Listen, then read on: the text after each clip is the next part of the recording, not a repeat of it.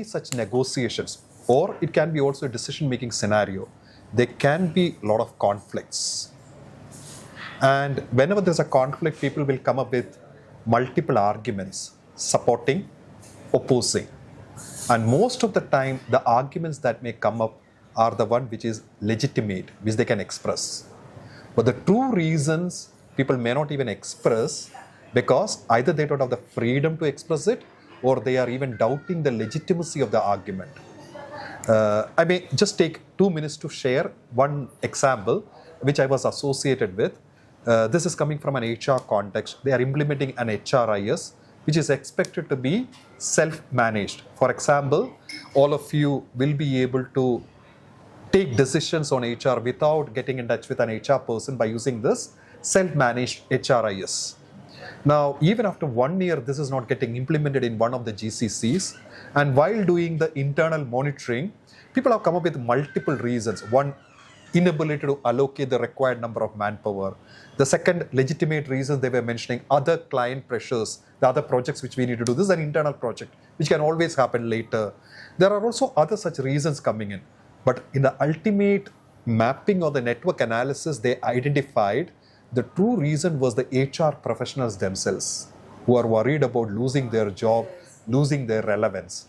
So whenever such conflicts are involved in different negotiation or decision-making scenario, how will you identify such conflicts, or maybe the reasons which people are not willing to express? If we are not able to address that concern, very difficult to get the deal done.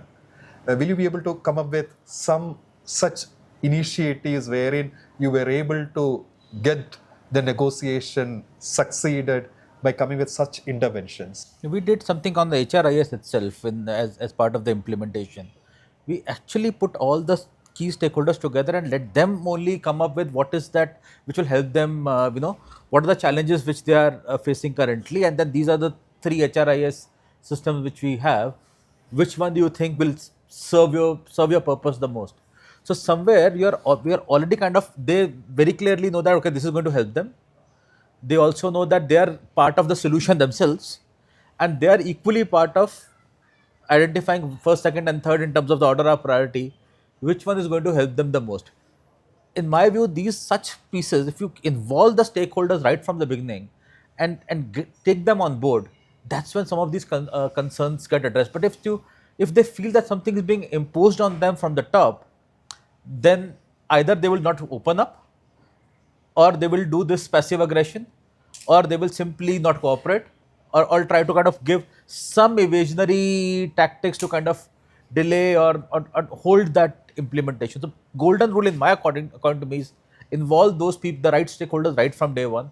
That really helps you. Yeah, I understand. I think it's moving from the realm of negotiation to change management, right? As in, it is like at the time of, as in, if you are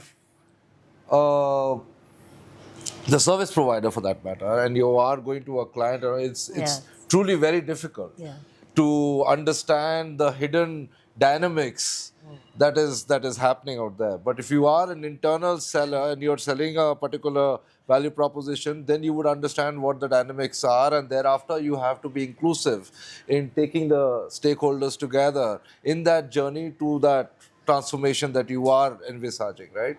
But as in, it's difficult if you're putting it from a negotiation perspective from someone who is a service provider or a product seller or anything of that sort, going to a client. I think it's fairly difficult to understand the inner dynamics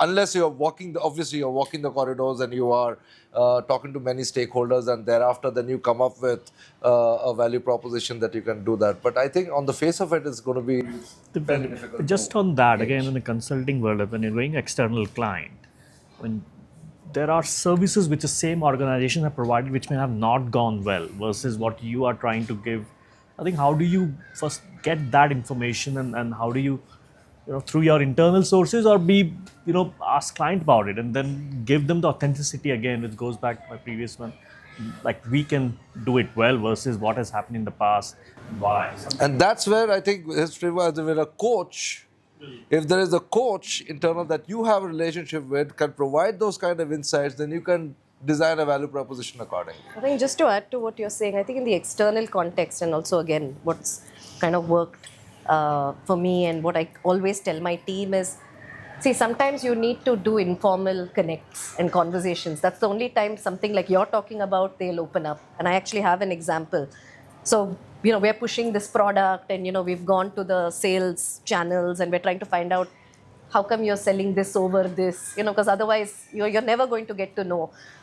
And that's when in an informal coffee, chai, drink, whatever, that's when, when they slowly start, you're trying to get to know them, they're opening up to say, well, it's because of A, B, C reasons, they prefer this product over this product. Or maybe it could be features of your own product, which is, it's like limited. So which means yours is just not good enough and we're not going to go sell it.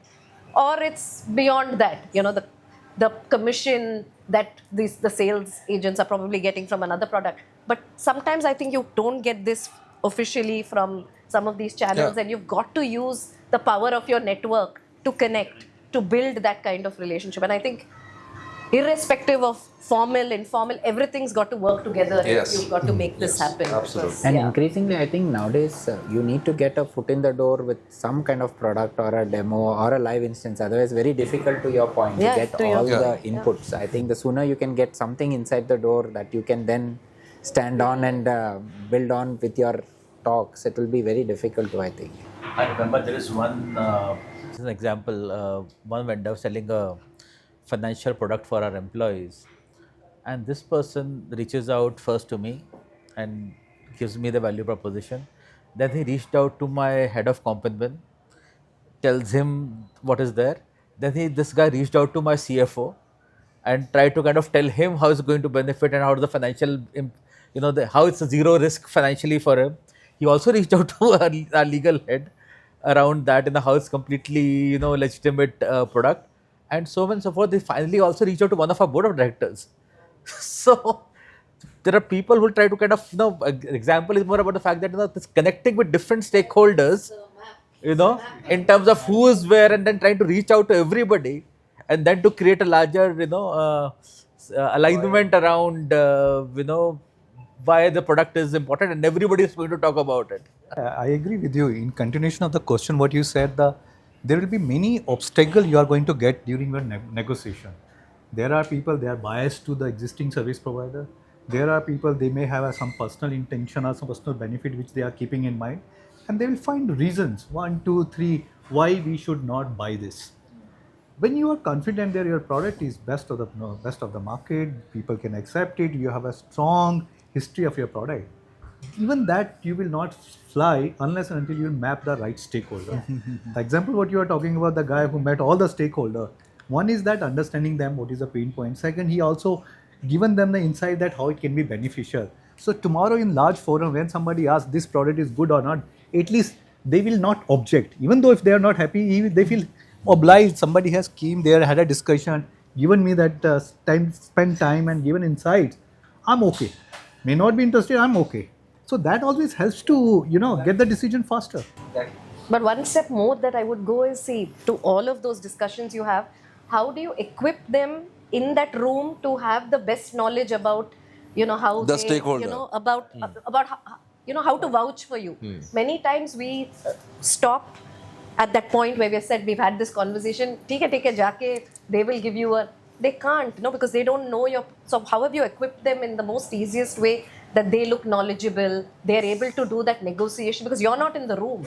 So how do you get somebody to do this if you're not in the room? Yeah. So I think it's all of that. How do you prep for it? How do you equip them? So I think it's It's a science, actually, if you ask me. Yeah, it's a full science. Negotiation is a science. And I'm associated with few startups in a way that I surprise myself as to how scientifically they have approached this whole process of sales, which was earlier associated with bigger companies, bigger processes who had the necessary wherewithal and money. So the whole terms around customer advocacy, pre-sales, etc. These are people who are not actual salespeople. There are full teams which are deployed to just do the research, do the mapping, do the math, and come up with the value proposition. By the time they do that, they've already know the client and what is required to sell. in a very deep way. They understand and they've mapped the stakeholders. So it has, as he's saying and others saying, it has become very scientific now. Negotiation is not only about dialogue between two people. It is not at all. And let me take probably two examples. One from my early career from a banking perspective. So as a sales guy, where you're selling personal loans and things like that, and you got a client where you got to give a discounted interest, a discounted rate. You have to justify that with the credit policy team, right? Yeah, And in order to do that, you need to have that entire knowledge of the client and to understand, to make sure that there is not going to be much of a default, right? You gather that kind of information, build that narrative, and thereafter build a case around it to get that kind of a discounted interest rate, right? So it is how you are equipped with the knowledge and and providing that kind of a value proposition. So from a consulting world, we get pushbacks on proposal pricing and stuff like that all the time, right? Now it's about how do you deviate that conversation from that just cost to the kind of value that you're going to be delivering, the outcome that you're going to be impacting, the time to impact, and so on and so forth. And that is what should matter than what the cost is then. Then you're actually deviating that entire conversation from that perspective, right?